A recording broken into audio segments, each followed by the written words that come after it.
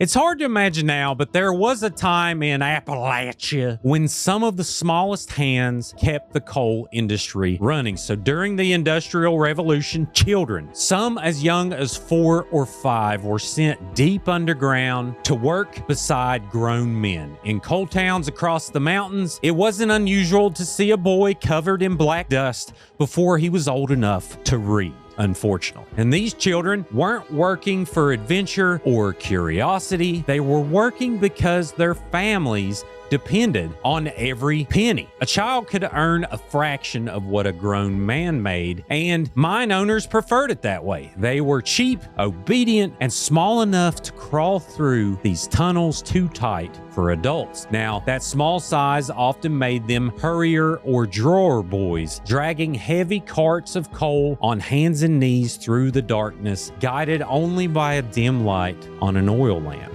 Now, others worked as trapper boys, sitting for hours alone in pitch black, opening and closing wooden doors that controlled airflow through the mine. It was a lonely job, but it was a crucial one. One mistake could fill a mine with deadly gas. Then there were the breaker boys, who spent their days at the surface, sorting coal by hand, picking slate and rock from the good chunks. Now, they worked beside whirling belts and sharp edges, and their fingers often would get cut or crushed. Now, accidents were unfortunately constant. Explosions, cave-ins, and machinery injuries took lives before most boys even reached adulthood. The coal dust they breathed scarred their lungs for life, and yet this was the cost of survival for families across Appalachia. The photos that survive today, thin boys in caps, faces black with soot, tell the story of a generation that built the foundations of America's industry at an impossible price. It's a haunting reminder that progress, especially in the coal fields, was often paid for in childhoods that ended too soon.